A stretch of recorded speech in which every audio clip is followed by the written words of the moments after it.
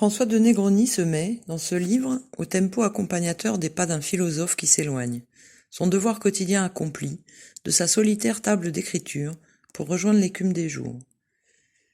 Il n'est pas question ici d'une analyse de son œuvre, même si notre sociologue rolianais en est un grand connaisseur et admirateur, mais de Michel Clouscar vivant, du portrait d'un homme qui ne ressemblait obstinément qu'à lui-même, distancié de tous les codes des comédies mondaines, jamais banal en rien, incorruptible, savoureux. Ce témoignage tombe bien. Ils sont à présent de plus en plus nombreux, ceux qui, capturés par la lecture de Clouscar, sont demandeurs de Michel hors de ses écrits. Ils pourront se mettre aux aguets des reflets réciproques qu'évoque Mallarmé. Pour ma part, je dois tout de suite le reconnaître, ce livre si juste, aux effets de loupe jamais gratuits, jamais délesté de l'amitié qui les façonne, me remue. J'étais dans mes habitudes paisibles avec mon souvenir de Michel. Mais là, la donne a changé. Qu'un autre, très proche de lui aussi, le raconte par écrit, cela soudain jette à la tête tout un passé impatient, s'emparant n'importe comment du présent. Vient une espèce de vertige, où tout se rameute et se ramène, pêle-mêle. Innombrables moments vécus, discussions, voyages, matchs, repas. Et le tumulte des tirades, surtout ça peut-être. Il en avait plein la besace toujours, Clouscar Michel, qu'il ouvrait sans restriction, après avoir accompli, retiré en lui-même, tous les jours, sans jamais en esquiver un seul, ses 4 à 5 heures d'écriture sur ses cahiers d'écolier. Il les refermait et nous allions alors au casse-croûte de ces bons mots de troisième mi-temps, bien arrosés, qui suscitaient en contrepoint réjouissant des considérations théoriques fulgurantes sur les combines du libéralisme libertaire, les détournements althussériens de la pensée marxiste, le French cancan showbiz des nouveaux philosophes. À l'oral, il était volubile, c'est sûr. À l'écrit également, prenant tout son temps. Il progressait au fil à plomb, tout empreint du sérieux d'un maître maçon, bâtisseur de cathédrale, qui vérifie 2 à 3 fois la pose de chaque pierre. Il te faut te méfier à chaque phrase pour un livre. François décrit bien ses entêtements à revenir à celles que nous lui signalions. Peut-être superfétatoire, là, Michel ? Nos observations étaient toujours agréées avec grande reconnaissance, dans un premier temps. Et puis, invariablement, les récusés récupéraient leur place. Ils ne pouvaient pas s'en séparer. Plus je les relis, moins finalement elles me gênent aujourd'hui, si tant est qu'elles m'aient vraiment dérangé. Elles sont au bout du compte si minoritaires. Elles témoignent, et voilà tout, du désir inquiet de Michel d'être compris, de son accord avec cette règle qu'énonçait sa mère, directrice d'école. Ça ne rentre dans les crânes que si c'est dit, redit et redit. Après les avis de sa mère, sa grande conseillère grammaticale aussi, c'est vrai qu'il me revient en vrac le paysan du Tarn, et là, soudain, j'ai envie de me rappeler qu'il aimait rire et faire rire, et encore plus de lui-même. Encore plus, disons qu'il y avait match nul sur ce point, en sa faveur. Quoi qu'il en soit, je le sens se foutre de moi à me voir ne pas trop savoir comment le raconter, m'y prendre dans cette préface où il déboule de partout, tout d'un bloc, brut de décoffrage comme il le fut toujours, l'accent du sud-ouest sentant l'ail sans appel, cadenassé volontaire dans ses us et coutumes à résonance identitaire occitane, et surtout, avant tout, concentré sur son œuvre philosophique, constamment la tête dans le guidon, ne s'occupant que de sa route. Granitique Clouscar, oui. Buté, obstiné, et pas qu'un peu. Reste que Nietzsche, lâchant « Gare à moi, je m'appelle Nuance », devait être, il n'y a pas trop de doute, sous influence prémonitoire d'une mise en garde clouscardienne. L'individu, il se nommait ainsi parfois. Je frappais à sa porte pour le réveiller. « Oui, j'ai entendu, l'individu va procéder à la levée du corps », n'était que finesse camouflée aux aguets. C'était un régal de le voir, armé de son image définitivement anti-look, distiller ses sarcasmes dans les périmètres sacrés d'un quartier latin post-68ard, où se donnait pour l'édification du monde, dans un bluff surjoué, le là d'une modernité indépassable. Putain, ces gauchos et leur merdique expression de leur singularité ineffable. C'est une insulte à 1789, la combine. Leur mai 68, c'est la prise de la Bastille bidon. Tu parles, la bête sauvage n'a pas une égratignure. Elle se pourlèche les babines, oui. Il croit l'avoir terrassée, il lui mange déjà dans la main. Soudain, il coupait le son, saisissait l'équipe ou sortait son peigne, ou se levait pour partir, semblant tout à fait étranger à ce qui venait d'être déclaré. C'était faux, la conclusion fusait. Un cirque, une bouffonnerie. De toute façon, le décor de Saint-Germain-des-Prés a toujours été trop urbanisé pour qu'il y ait tragédie. Ma foi, c'était peut-être vrai. Sur ce, on quittait le café, l'Old Navy, Et au mec résolument adepte du look hippie total qu'il apostrophait alors sur le boulevard, « T'as pas 10 balles, je suis en panne ?» Il répondait tout de goût, « T'es en panne, toi ? T'as déjà démarré quelque chose ? Et à moi qui filais une pièce au type, tu te prends pour l'abbé Pierre ?» Beaucoup ne pouvaient qu'être tentés, eux, de le prendre, souvent avec raison pour un avare. Qu'ils sachent cependant que ce Gripsou a envoyé pendant 30 ans un petit chèque mensuel au secours populaire. Là, c'est du sérieux, ton pognon va à de vraies misères. Et il répondait toujours présent, pour dépanner d'un emmerdement sérieux. Oui, ce livre de François vient à point. Il était dans l'air depuis longtemps. L'envie, le besoin, le désir, le devoir, le plaisir, et tant mieux, n'est-ce pas si j'en oublie, le dictaient. Il fallait bien que ses amis les plus proches, je n'ai pas trouvé autre chose que vous, j'ai dû mal chercher, écrivions son portrait. Le projet ne lui déplaisait pas du tout. C'est une bonne idée, tu vois, à Gaillac il va se dire qu'on fait des livres sur moi. Mais c'est seulement que Domi ne sera pas foutu de commencer son texte, toi de le finir, Loulou de l'oser, Christian de le vouloir. Je mise sur François. Il y a une bonne dizaine d'années qu'il m'avait débité cette tirade, ponctuée de son fameux petit sourire grognement furtif et gourmand, qui aimait tant se délecter des vertus très improbables de ses amis. Il a encore raison, François était la bonne pioche. Dans ce remarquable portrait de Michel, le peintre, tout à la maîtrise des acuités renommées de son regard, décide aussi, c'est un des charmes du livre, d'apparaître sur la toile au voisinage de son modèle, dans des arrière-plans savamment distanciés et présents, posés dans l'ombre comme ces panneaux hors champ de renvoi de tout l'éclairage sur le héros du film. Du coup, on en a presque 2 pour le prix d'un. Quoi qu'il en soit, nous voilà en la succulente compagnie du sieur Michel Clouscar, tel qu'en lui-même, l'amitié le songe.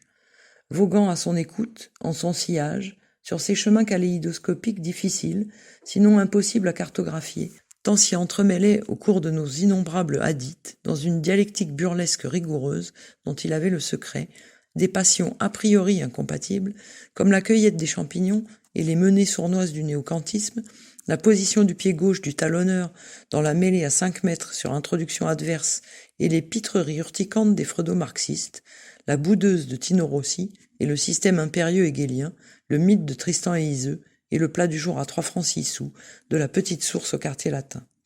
Il te faudrait le goûter, c'est bolide. Oui, Michel, c'est bolide. Il avait toute une inépuisable panoplie d'expressions révolues qui laissaient perplexes et conquis. Ainsi, quand il avait envie de sortir, par les soirs d'été, il lançait « Si on allait galoper les balles ?» Chez Clouscar, on ne sort pas en boîte, on galope les balles. On ne va pas dormir ou se coucher, on va se pajoter. On n'a pas une gastro, on a la courante. La pub s'appelle la réclame, le ballon de rugby la gonfle, une gifle, une bouffe, un discours, un jus. Et quand on a un limbago, on ne dit pas « j'ai très mal au dos », mais plutôt que les reins me dolent. Puis, soudain, tombait le mythe et l'esthétique du concept. Et vous vous retrouviez pendant 2 heures au Collège de France. Si Pagani traînait par là, pas moyen de s'en tirer à moins du double.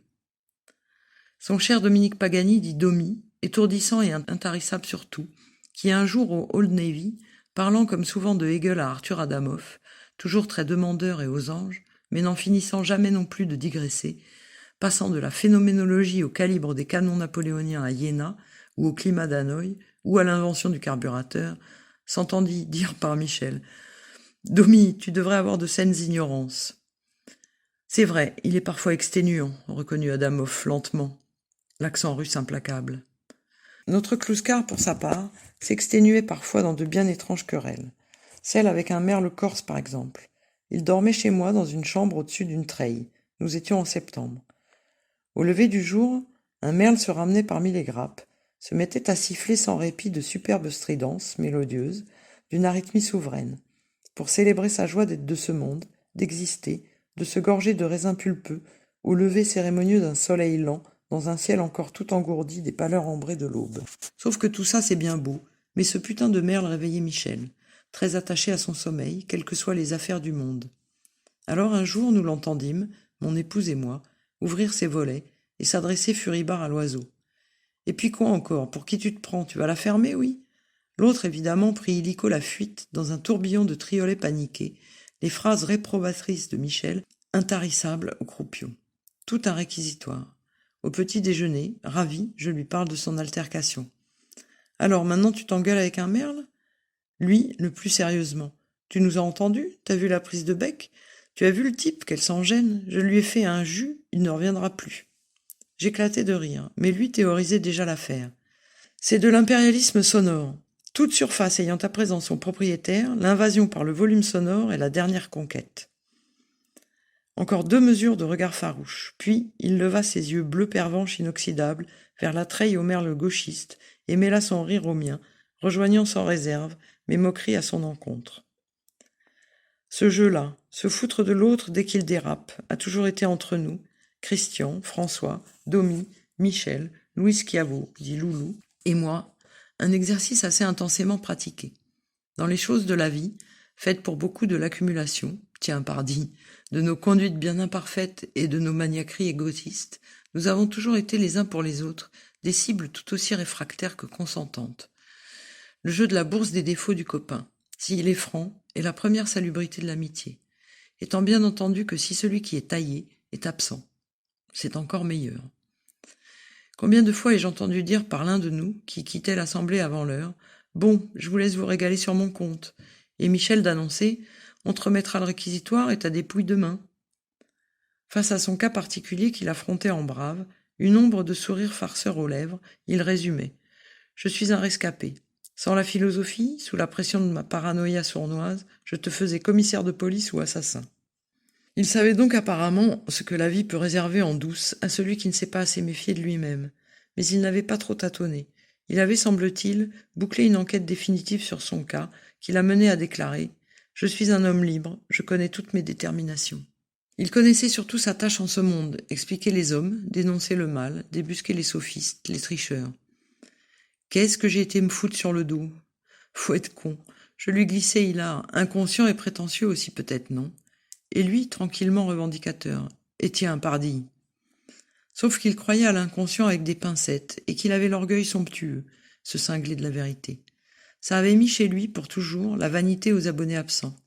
Je leur explique comment ça fonctionne, ensuite ils font ce qu'ils veulent, je m'en fous, j'ai fait mon boulot. D'accord. Mais s'il avait son campement dans le sérieux, et les hauteurs pour être à son ouvrage, dans la vallée, il avait le don du commentaire à contre-courant, qui vous mettait instantanément tout le monde à dos. C'était aussi pure malice de sa part, mais aller expliquer ça, quand le bon Michel s'écrie « Enfin !» à l'annonce que les chars soviétiques sont entrés dans Prague. Oui, difficile. Pas facile non plus de l'entendre lâcher haut et fort devant un parterre de sociodémocrates sincères, atterrés par l'état du monde, l'arrivée irrémédiable d'une crise terrifiante. Vous n'avez pas voulu du communisme? Démerdez-vous. Il écrivait chez lui, en ermite, mais pouvait aussi travailler au bistrot, sans que sa concentration en pâtisse. Imperturbable au milieu de tous les brouhahas et discussions. Il avait ce pouvoir étrange d'être entièrement à sa tâche et de vivre mine de rien aussi le temps des autres. J'en perds pas une miette. Je lui racontais qu'il s'adonnait en écrivant dans une brasserie à une pratique éminemment sartrienne. Oui, mais lui c'est un branleur. Sartre, il ne le digérait pas du tout. Compagnon de route, ça veut dire quoi? Tu es dans le wagon à bestiaux avec les copains, il te faudrait applaudir le mec qui te suit en Ferrari en t'expliquant qu'il est solidaire? Suivait le tir d'artillerie mis au point par le Parti communiste. Il en rajoutait de son cru, à mon service, car moi, un de ses tout premiers amis, je restais indécrotablement sartrien. Tu ne l'emporteras pas au paradis. Sauf qu'il y avait tout de même les communistes et la paix, pour ne parler que de ce texte, et le théâtre. Putain, huis clos, je t'ai vu ça à Toulouse, j'avais 20 ans, ça m'a foutu un coup. Reste que concernant l'être le code, il éprouva le besoin de demander un entretien à Sartre. Il obtint une demi-heure par l'intermédiaire d'Henri Lefebvre. Il frappa à la porte du philosophe pour en sortir des heures plus tard. Nanti de la promesse de Sartre de faire partie de son jury de thèse, promesse qu'il ne pouvait pas faire, et d'une note élogieuse sur l'être et le code. Je l'attendais à la sortie du rendez-vous. Alors? Eh bien, tu vois, c'est un petit mec genre Canberra-Béraud. Canberra-Béraud fut un demi-mêlé, au grand talent, mais à la toute petite taille de l'équipe de France de rugby. Ce qu'il est intelligent, putain, ça te fout le vertige, le salaud. Allons boire un coup, in vino veritas. Il se foutait le vertige aussi avec Domi. Je crois que c'est le seul intellectuel qui le fascina. Les pratiques paganesques, en revanche, pas d'horaire, perte incessante des clés, de papier, d'argent, bagnole jonchée de PV, polka des amours à tout va, à tout vent, à tout cœur, à tout n'importe quoi, j'en passe, la liste est trop longue, le conduisait à cette considération objective. C'est un loustic, tu vois. Le loustic était sa tête vérificatrice. Il reconnaissait lui devoir beaucoup. Il a rarement écrit un chapitre sans en discuter avec lui et le lui soumettre. Lui en faire changer un seul mot, ça c'est une autre histoire. Mais comme le rappelle Domy, combien de fois dans des domaines qui lui étaient de son propre aveu assez peu familiers, je m'apercevais au bout du compte qu'il les maîtrisait dans tous leurs recoins. Il avait tout lu, il était au courant de tout. Il avait cet extraordinaire pouvoir de passer une demi-heure dans un gros livre et d'en extraire la totalité de substantifiques moelles. Il lisait dans les librairies. Un jour, après consultation attentive d'un livre de Bourdieu, tourné vers moi, il s'écria outré. « Putain, il m'a pompé !»« Tu pompes bien Pagani, toi ?»« Oui, mais à l'oral, ça compte pas. » Il pensait qu'il aurait mis plus de temps à écrire Lettres et le Code s'il n'avait pas eu Domy sous la main. Christian, mon frère, lui fut aussi très précieux, lui pondant d'innombrables fiches et commentaires. Lettres et le Code, bien sûr. Il y a tous les autres livres indispensables, mais Lettres et le Code, c'est la Bible clouscardienne. Tant ignorée, et puis 30 ans après, tellement pillée. Longtemps, il en fut ulcéreux, malheureux, enfin, à sa manière. Et je ne peux pas ne pas ici me souvenir comment il me rapporta son altercation à Gaillac avec Cadillac, son voisin immédiat, rue des Frères Delga, hôtelier, dont l'établissement jouxtait sa maison et qui permettait à ses clients fêtards de noces et banquets trop de débordements criards intempestifs. Ça m'empêche de dormir plutôt. Alors je te chope Cadillac dans la rue et on se prend le bec. En patois, c'est te dire si ça chauffait. Finalement, il me sort.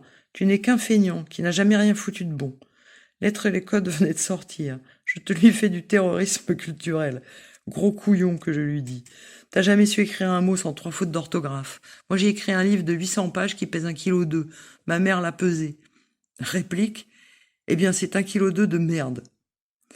Tu vois, il est bon le type, concluait Michel. Il se querellait ainsi avec Cadillac depuis les bancs de l'école. Les 2 dernières années, on a failli faire la paix. Un copain commun venait de mourir. On s'est vu l'œil humide à son enterrement. Un autre ami nous a dit « Alors, vous allez enfin cesser de vous détester ?» On s'est regardé en silence avec Cadillac, puis 3 secondes après, ça lui est sorti. « Ah non, on va pas faire cette connerie. » Je te l'ai dit, il était bon ce type. On n'allait pas se mettre à s'aimer. Et puis quoi encore ? François nous le décrit ici dans son livre, non au contact des Cadillacs, mais à celui de la classe montante des intellos, cru années 70. On le retrouve incroyablement fidèle à lui-même, à ses gestes, à ses humeurs, incapable du moindre rond de jambe, joué ou pas, majestueusement à côté de la plaque. Ancré dans ses analyses impitoyables, il était le démolisseur de frimes et de verbiages creux des spécialistes en place. Il leur fut tout de suite inacceptable dans ses entêtements à les percer à jour, à les dénoncer. Les clercs ne lui pardonnèrent jamais leur trahison. Il le savait mieux que quiconque. Néanmoins, il a toujours paradoxalement espéré leur reconnaissance. Tu dérailles, tu veux que la victime applaudisse le bourreau ? Et alors, ça s'est vu. Reconnaissance et gloire à titre posthume, lui prédisais-je en riant, et encore c'est pas gagné. En réponse, avec une espèce de brièveté molle, il envoyait un peu sa main derrière son épaule, en signe d'indifférence totale. Il mimait ainsi son oncle qui passa les 20 dernières années de sa vie, assis dans un fauteuil, tournant le dos à la fenêtre ouverte sur la rue, isolé chez lui, ne voulant voir personne, et qui répondait avec ce même geste de la main quand on lui demandait les raisons de cette réclusion volontaire. Il y a longtemps que l'humanité m'a vexé. Certains dans la famille avaient le sens de la formule. En tout cas, tous détenaient un remarquable savoir et goût du travail manuel. Le grand-père maternel notamment était un excellent menuisier ébéniste. Tous sauf Michel qui ne savait strictement rien faire de ses 10 doigts, même pas planter un clou.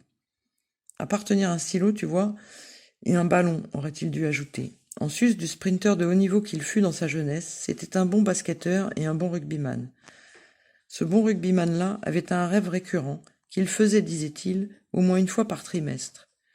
Je joue à l'aile, et tout d'un coup, on voit qui se ruer sur nous, sur notre terrain à Gaillac en plus. Hitler, balle en main, lancé à toute pompe vers notre embut, derrière sa moustache à la con. « Laissez-le-moi, laissez-le-moi, laissez-le-moi !» je gueule. Et je te le cartonne plein fer au poitrail. Je lui pète un tampon qu'il désintègre. Il y a des rêves qui méritent d'être décorés. Il y eut bel et bien une médaille. Celle du sauvetage remise par le maire. Un jour dans le Tarn, assez tumultueux en hiver, il sauva une jeune femme en chagrin d'amour irréparable. Ce que j'ai eu froid. Elle a 3 gosses maintenant. De temps en temps, elle m'amène un cake. Il eut affaire à un autre suicidaire, suite à un accident de taxi. Après 8 gros jours de coma, il se réveilla dans une chambre d'hôpital, avec pour voisin de lit un jeune intello juif qui avait sauté du 3e étage.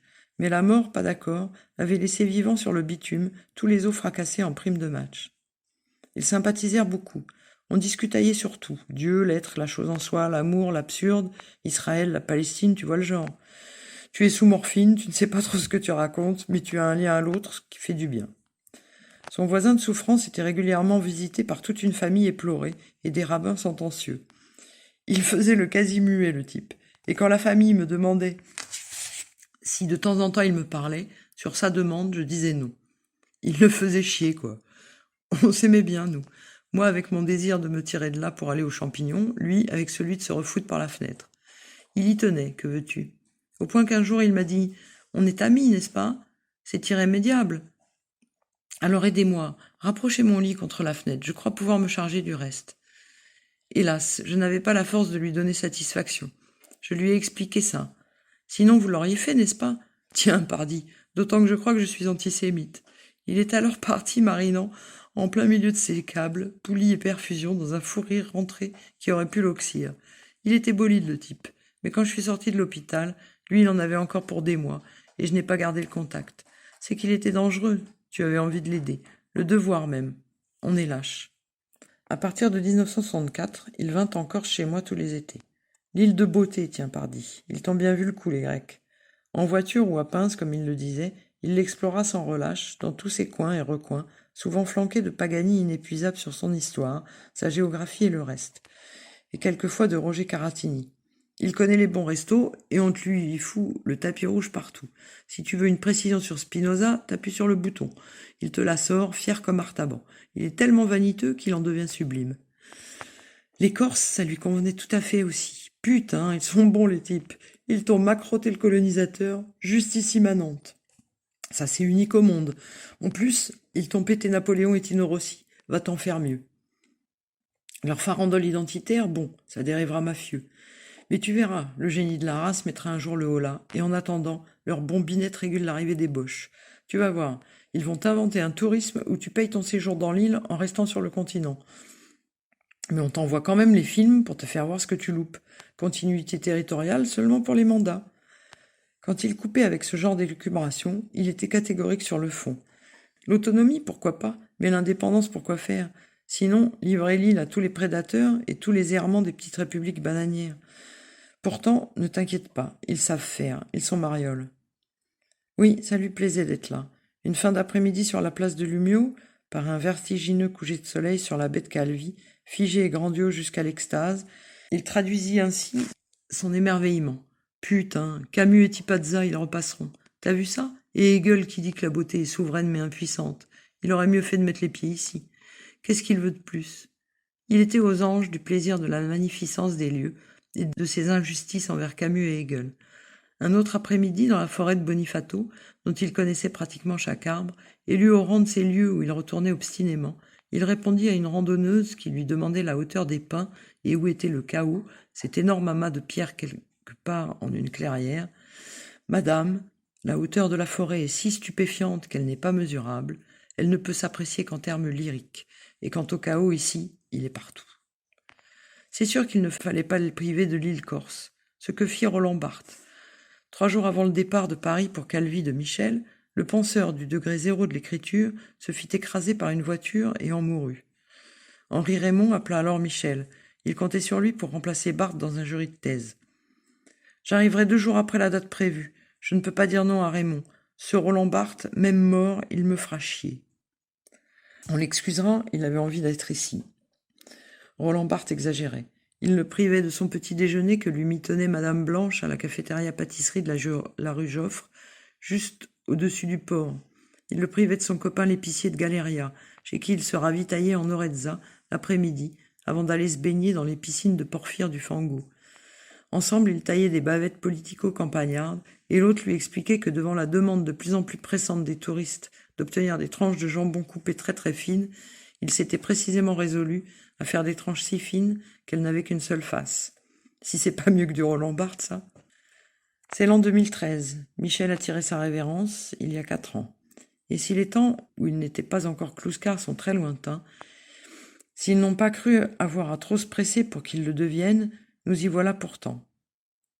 Aujourd'hui, la qualité, les lucidités du penseur attirent de plus en plus, sinon de mieux en mieux. Et, même si la route est longue encore, les disciples, semble-t-il, devraient être innombrables en arrivant au port.